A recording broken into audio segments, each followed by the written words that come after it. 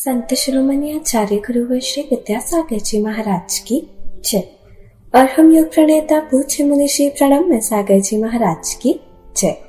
ओम अरहम नमः। श्री तत्वात् सूत्र के दूसरे अध्याय की कक्षा में आप सभी का स्वागत है।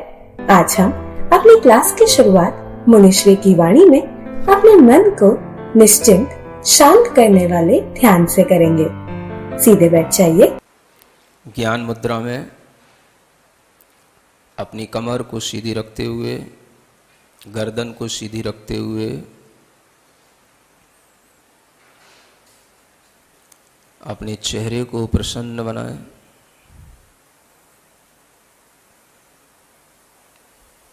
अपनी श्वास पर ध्यान दें। आती जाती श्वास पर ध्यान रखें। पूरा फोकस, पूरा कंसंट्रेशन अपनी ब्रीदिंग्स पर। थोड़ी देर के लिए अपने मन में विचार करें, कोई तो ऐसी चीज़ हमारे अंदर है जिसको लेकर के मैं अहम करता हूँ। मैं दूसरों को वो चीज़ दिखाना चाहता हूँ। मैं दूसरों के सामने अपनी प्रस्तुति उस अहम के साथ करना चाहता हूँ। कोई ऐसी चीज़ है, उसे पकड़ने की कोशिश करें। वो आपका अपने प्रोफेशन का भी कोई चीज़ हो सकती है, आपकी अच्छी जॉब का भी कोई भाव हो सकता है, आपको कोई प्रेस्टीज मिली है उसके साथ भी वो चीज़ जुड़ सकती है। आपकी अपनी जो ब्यूटी है उसके साथ भी वो चीज़ जुड़ सकती है। आपका जो फैमिली बैकग्राउंड है उसके साथ भी वो ईगो का भाव जुड़ सकता है। उस चीज़ को पहले रियलाइज़ करें। ऐसी चीज़ आपकी अपनी बॉडी पावर भी हो सकती है। ऐसी कौन सी चीज़ें हैं जो मैं दूसरों को दिखाने की कोशिश करता हूँ और उसी से अपनी पहचान कराना चाहता हूँ। उस चीज़ को पकड़ें।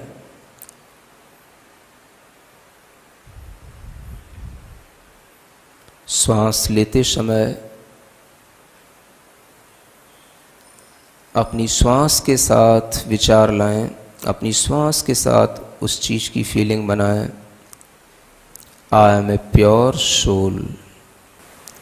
श्वास लेते समय थोड़ी देर श्वास को रोक के रखें।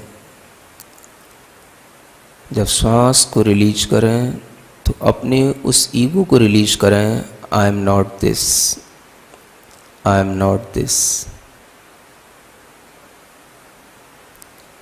I am not a doctor, I am not an engineer, I am not a manager, I am not body, I am not mind. Inhale करें, I am pure soul. Exhale करें, I am not body, I am not mind. Repeat this process 10 to 11 times. Om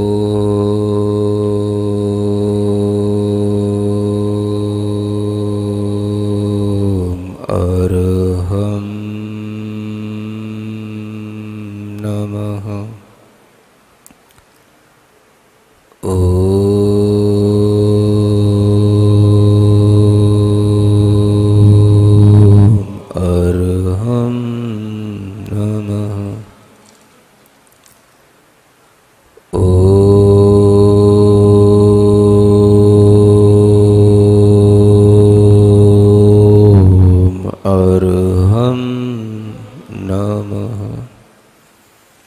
अपनी आँखों को बंद रखेंगे। अपने दोनों हाथों को जोड़कर अपने माथे पर रखेंगे। मुद्रा प्रार्थना की रहेगी और उस प्रार्थना की मुद्रा में 3 बार अपनी अंजलि घुमाकर जो अपनी आत्मा के अंदर मृदुता उत्पन्न किए हैं, जो अपनी आत्मा को क्षमा आदि धर्मों से विभूषित किए हैं, जिन्होंने अपनी मान कसाय को जीता है, ऐसी सभी आत्माओं को मैं हृदय से नमस्कार करता हूँ, प्रणाम करता हूँ। 3 बार अपनी अंजलि घुमाकर उन आत्माओं के उन गुणों की प्राप्ति करने के लिए मुझे भी आपकी जैसी मृदुता, नम्रता मिले और अपने दोनों हाथों को नीचे लाकर जमीन से टच करके साधु मुद्रा में नमस्कार करने की कोशिश करेंगे, आंखें बंद रखते हुए। साधु मुद्रा में रुकेंगे, यही भाव रखेंगे कि मुझे उन आत्मा के मार्दव धर्म की प्राप्ति हो रही है, मेरा हृदय मृदु हो रहा है, मैं उन आत्मा के प्रति मन वचन काया से नम्रीभूत हूँ, समर्पित हूँ। मेरे अंदर उन गुणों को ग्रहण करने की पूर्ण समर्पण भाव से भावना है। मेरा जब भी कभी ऐसी आत्माओं का,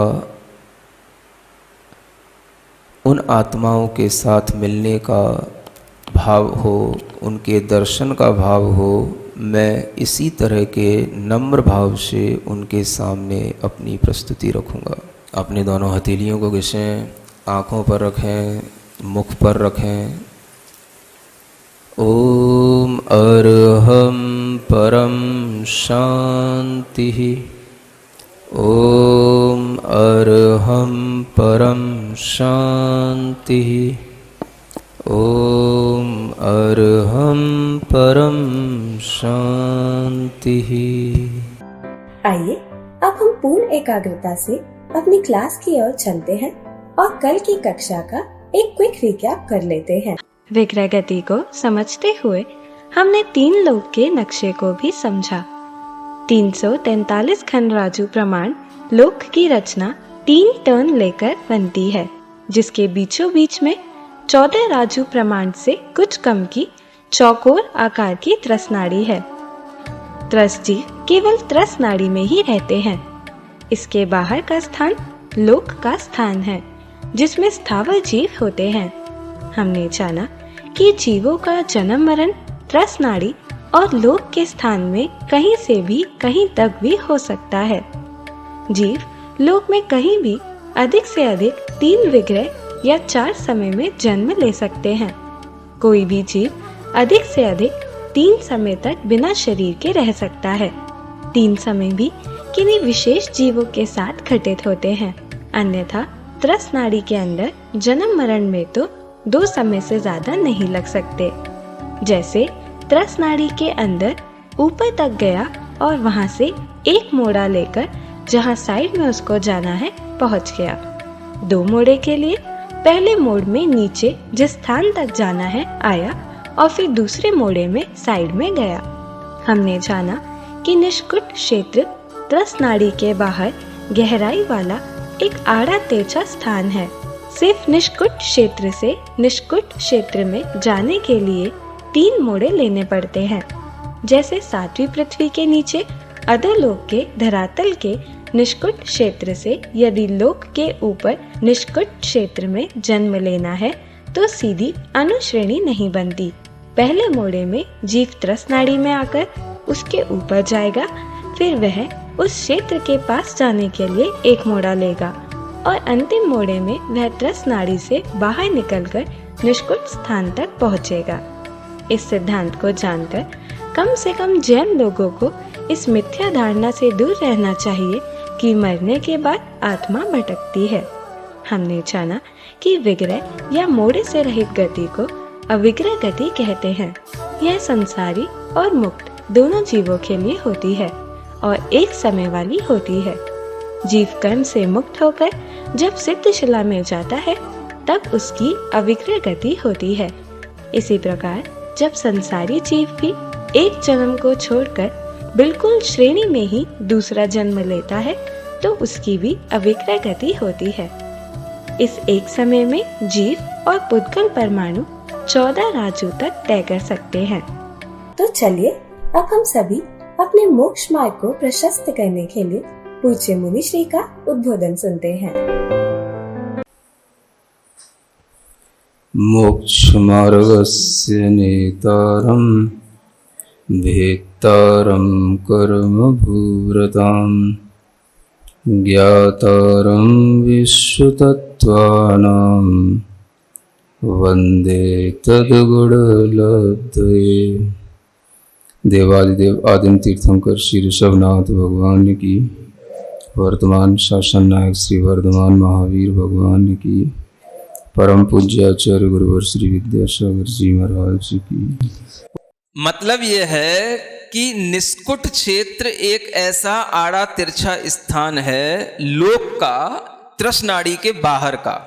पहले ये क्या समझना, तृष्णाड़ी के बाहर है, तृष्णाड़ी के अंदर नहीं है। तृष्णाड़ी के अंदर तो एक समय 2 समय में सब काम हो जाएगा।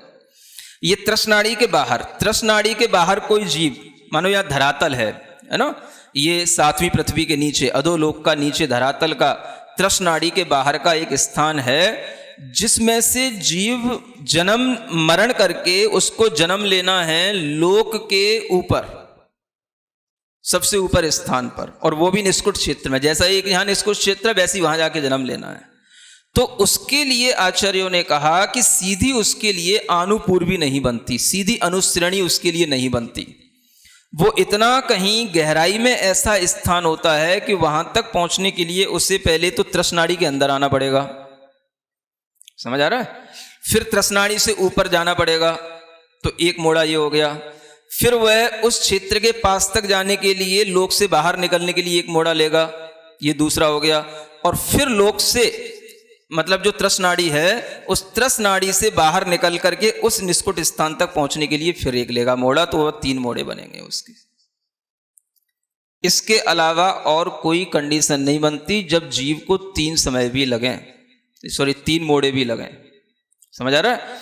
तो कहने का मतलब यह है अधिकतर जो त्रस से त्रस में जन्म ले रहे हैं उनके लिए तो 2 मोड़े और 3 समय है ना, तीसरे समय में तो उनकी उत्पत्ति हो ही जाएगी। तो ये जानने के लिए कि कोई भी जीव अगर कभी भी शरीर से रहित रहता है तो उसके लिए अधिक से अधिक टाइम 3 समय का ही है ना।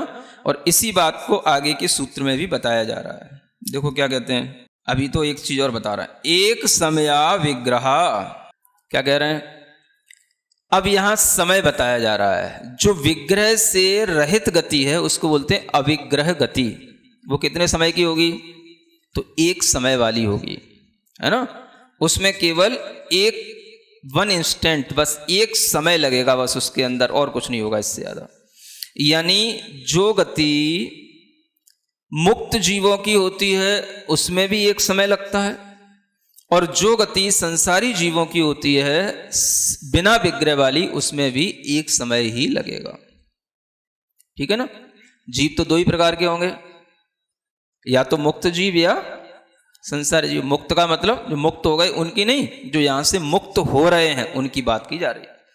जिस समय पर यह जीव अपने शरीर को हमेशा के लिए छोड़ देता है, कर्म से मुक्त होकर के जब यह ऊर्ध्व लोक के लिए प्रस्थान करता है, तब इसकी गति सीधी अविग्रह वाली गति ही होती है ना। तो उस गति में उसके लिए केवल 1 समय ही लगता है, ये कल भी आपको बताया था। और कोई जीव संसारी भी है, वो भी अगर एक जन्म को छोड़कर दूसरा जन्म लेता है, और वो भी सीधा ले रहा है ना। कोई अधोलोक से आकर के मध्यलोक में सीधा जन्म ले रहा है किसी स्थान पर, वो स्थान वहीं पर है जहां पर उसको जन्म लेना है, और वो बिल्कुल श्रेणी में ही है, तो उसको सीधा ही 1 समय में उसका जन्म हो जाएगा। तो 1 समय वाली गति वो कहलाएगी अविग्रह, क्योंकि उसमें कहीं उसको भी मोड़ा नहीं लेना पड़ा, है ना। तो एक समय वाली गति ये जीवों की भी होती है और पुद्गलों की भी होती है, ये भी कल आपको बताया था। पुद्गलों की भी होगी तो ऐसे परमाणु आदि की गति होती है जो सीधे 14 राजू तक गमन कर सकते हैं। नीचे से कोई भी परमाणु ऊपर तक जा सकता है एक समय में। जीव भी नीचे से ऊपर तक पूरे 14 राजू एक समय में नाप सकता है, कल बताया था ना। अधोलोक में नीचे तनुवात वलय में जहां पर वायु का एक जीव है, जल का एक जीव है, स्थावर जीव तो सब जगह लोक में, तो तनुवात वलय जो बिल्कुल निचला स्थान है वहां से कोई जीव मरण करके और वहां से एक इंद्रियों में फिर जन्म लेना है उसको ऊर्ध्वलोक के तनुवात वलय में जाकर के, तो वहां पर वह जीव जन्म लेगा तो एक समय में अपनी पूरी गति कर लेगा। और जो मध्यलोक से ऊर्ध्वलोक में जाकर के उसी तनुवात वलय में बैठने वाले जो सिद्ध भगवान हैं जो मध्यलोक से जा रहे हैं, तो उन्हें 7 राजू तय करना है, तो 7 राजू भी वो एक समय में ही तय कर लेते हैं। तो एक समय में 7 राजू की गति भी हो जाती है और एक समय में 14 राजू की गति भी हो जाती है। इससे भी कम हो सकती है लेकिन इससे 14 राजू से ज्यादा नहीं हो सकती। इस तरह की यह गति जीव की भी है और पुद्गल की भी है। तो ये कहलाती है अविग्रह गति। इसको हमेशा जानना कि जो ये सीधी ऋजु गति है उसका नाम ही जो है यहां पर अविग्रह गति है। ठीक है, आगे का सूत्र पढ़ते हैं।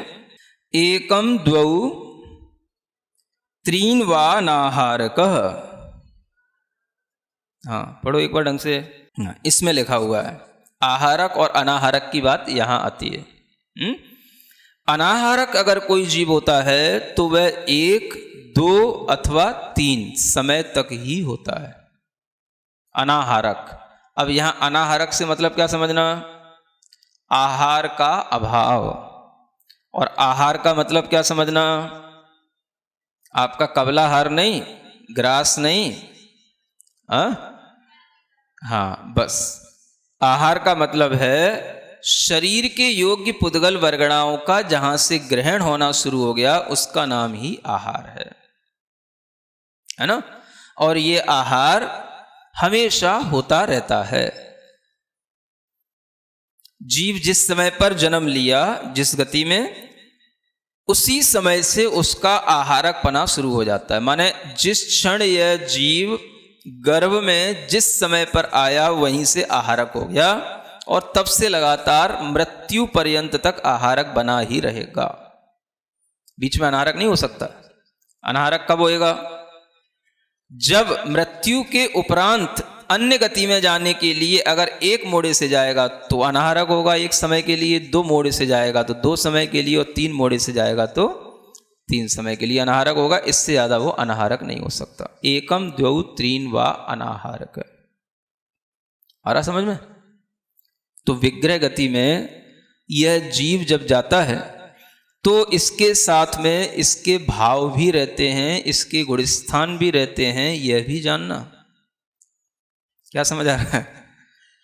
जब जीव एक गति से दूसरी गति में जाता है तो वह भाव तो कहीं छोड़ नहीं देगा ना। उसके अंदर कर्मों का उदय भी चल रहा है, कर्मों का बंध भी हो रहा है, कर्मों का सत्व भी रखा हुआ है, सब कुछ है उसके अंदर, है कि नहीं। कहाँ चला जाएगा। जो कर्म बांध के रखें वो भी रहेंगे, जो कर्म बंध रहे हैं वो भी बंध रहे होंगे। क्यों बंध रहे होंगे, तो कार्मण काय योग तो वहां पर भी है, उससे आश्रव हो रहा है, आश्रव है तो बंध भी है ना। तो कार्मण काय योग के माध्यम से आश्रव होगा, उससे कर्म का बंध वहां पर भी होगा। और 8 प्रकार के कर्मों में से बस केवल एक आयु कर्म का बंध वहां नहीं होगा, बाकी 7 प्रकार के कर्मों का बंध होगा विग्रह गति में भी। सुन रहे हो। फिर उदय भी होगा कर्मों का। यहां से जो जीव मिथ्यात्व के साथ मरा तो वहां पर भी विग्रह गति में क्या होगा, मिथ्यात्व का उदय यहां पर भी था और वही मिथ्यात्व कर्म का उदय वहां पर भी चल रहा है। तो कर्म का उदय भी होगा वहां पर। कर्म का उदय कहां चला जाएगा।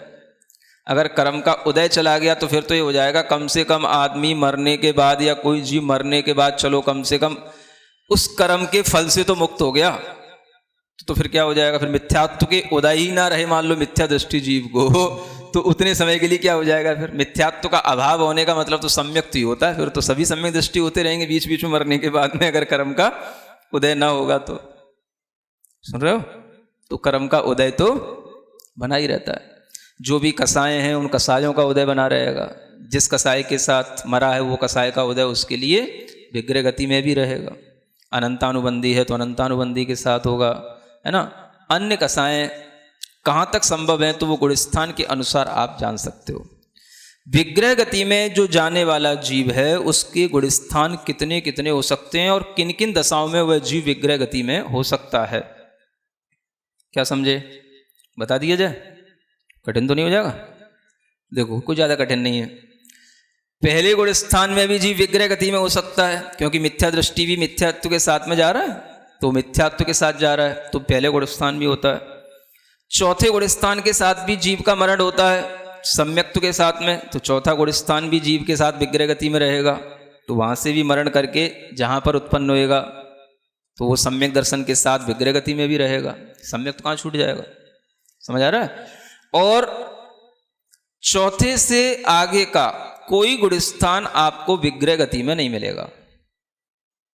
पांचवां, छठवां, सातवां, आठवां, नौवां, दसवां, कोई गुणस्थान विग्रह गति में नहीं होगा।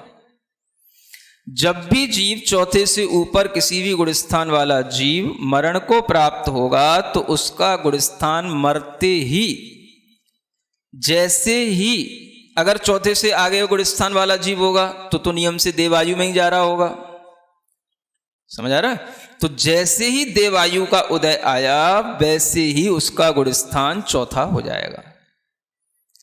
चाहे यहां पर 5वें गुणस्थान में मरा हो, चाहे 7वें गुणस्थान में मरा हो, या 10वें 11वें गुणस्थान में भी मरण होता है तो वहां पे भी मरा हो, तो जैसे ही मरण होगा, क्योंकि जीवन का जो आयु कर्म है तब तक उसके साथ गुणस्थान है। अब ये जीवन तो छूट गया मनुष्य जीवन, तो जैसे ही उसको आगे का देव गति की आयु मिलेगी, देव आयु का जैसे ही उदय आएगा तो वह देव आयु का उदय तो उसी समय हो जाएगा जिसमें मनुष्य आयु का उदय समाप्त, देव आयु का उदय प्रारंभ। उसमें कोई बीच में कंटिन्यूटी का ब्रेक तो होता ही नहीं, समझ आ रहा?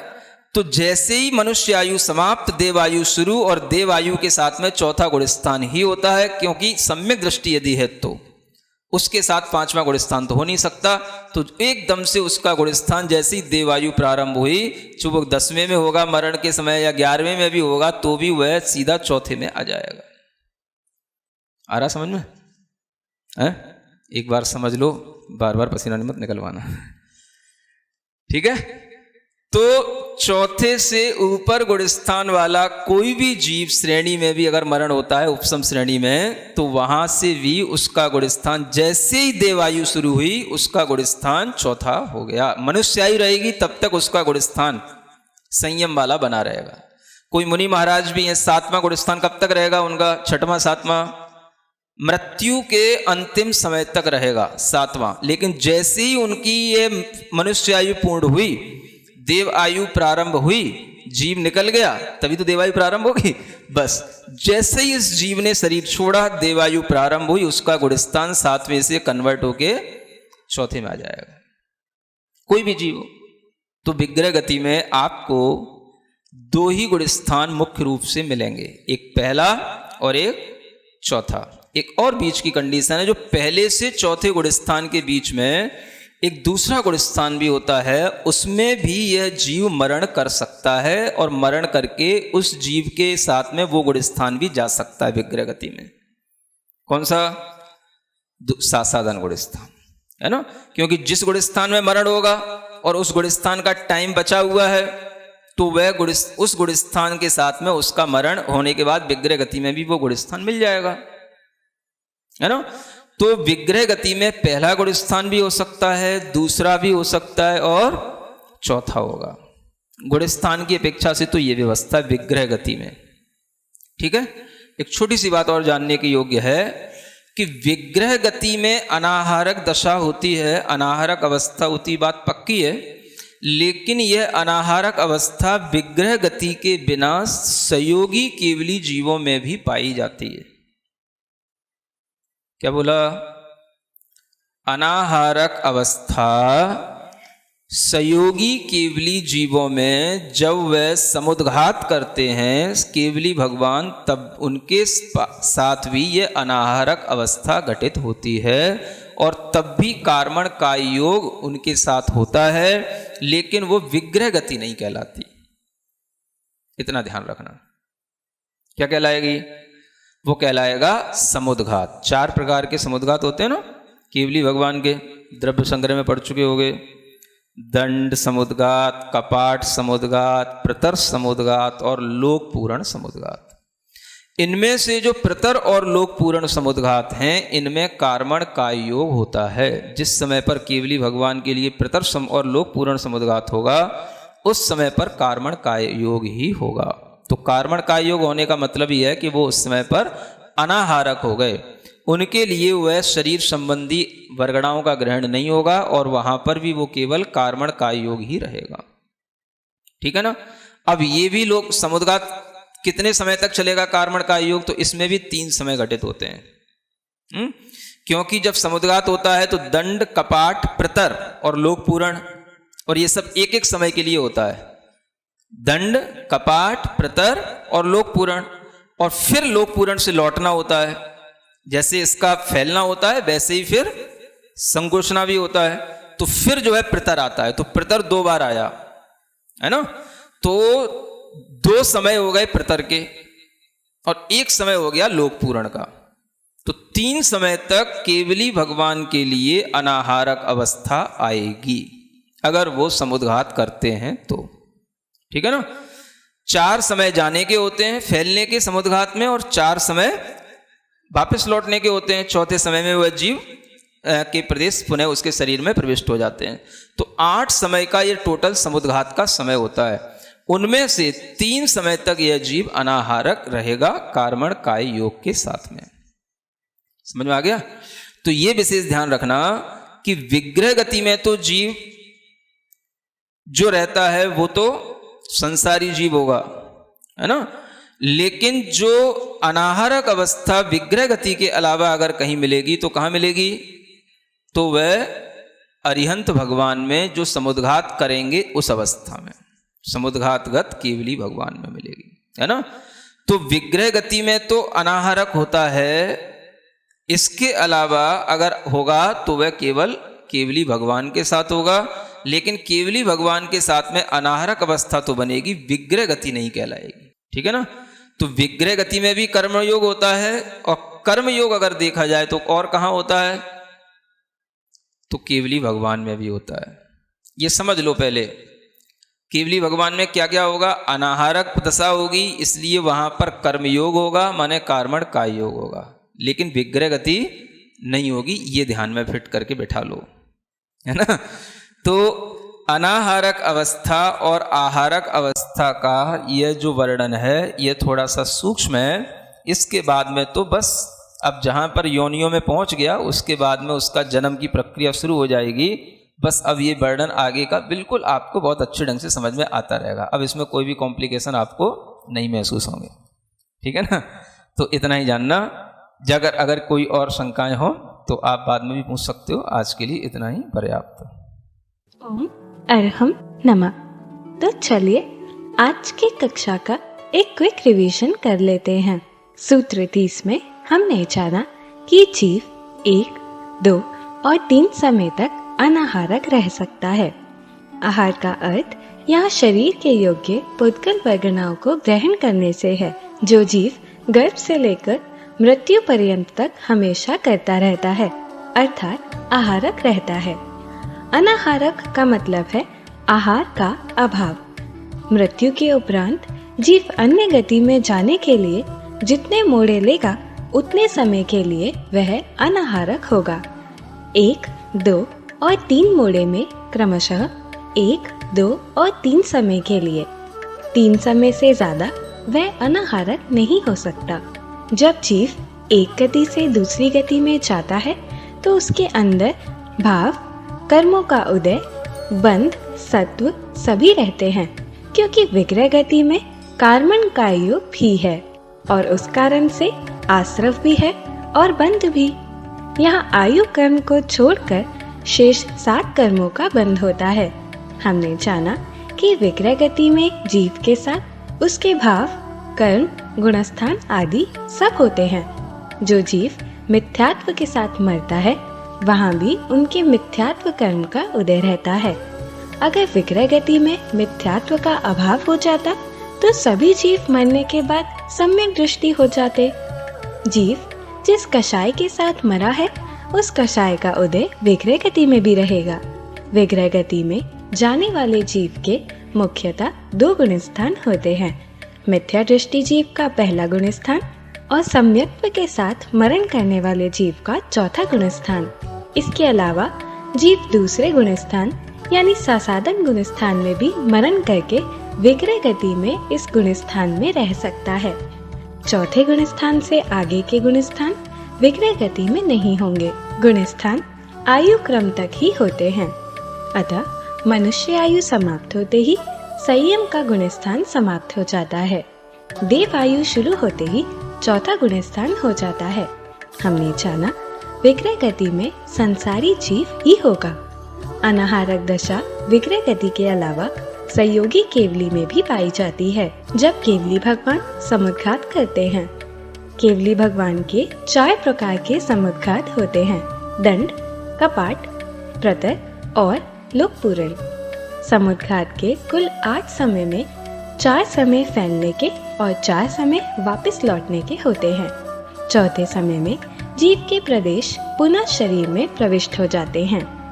प्रतर और लोकपूरण समुद्घात में अनाहारक अवस्था और कार्मण काय योग होता है।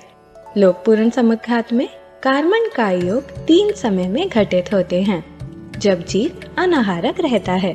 अतः जीव कभी भी 3 से अधिक समय अनाहारक नहीं रहता, चाहे विक्रय में हो या समुद्घात में। तो चलिए अब हम सभी चुनवानी स्तुति करते हैं और तत्पश्चात समय होगा आज के सवाल का।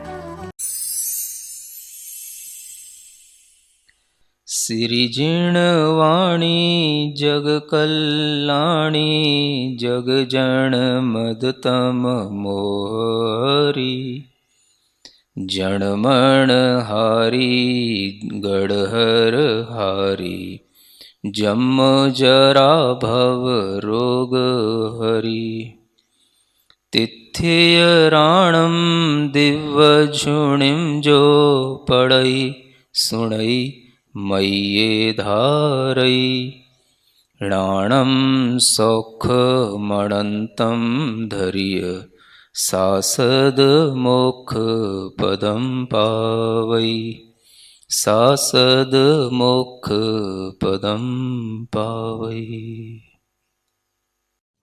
अब समय है आज के प्रतियोगिता प्रश्न में भाग लेकर आकर्षक पुरस्कार जीतने का। आप अपने फोन को QR कोड स्कैन करने के लिए तैयार रखिए या लिंक पर जाएं। आप अपना उत्तर चुनकर हमें कल दोपहर 2 बजे तक भेज सकते हैं। 3 भाग्यशाली विजेताओं को मिलेंगे आकर्षक उपहार। विजेताओं का नाम इसी कार्यक्रम में हर रविवार को घोषित किया जाएगा। साथ ही सभी प्रश्नों के सही उत्तर भी बताए जाएंगे। आज का सवाल है, विक्रय गति में निम्न में से कौन सा गुणस्थान होता है? दूसरा, तीसरा, 7वां, 10वां। अगर आप किसी कारणवश कोड स्कैन न कर पाए हो तो आप क्लास की वेबसाइट पर जाकर उन्हें अटेम्प्ट कर सकते हैं। इस लिंक पर जाएं या QR कोड को स्कैन कीजिए।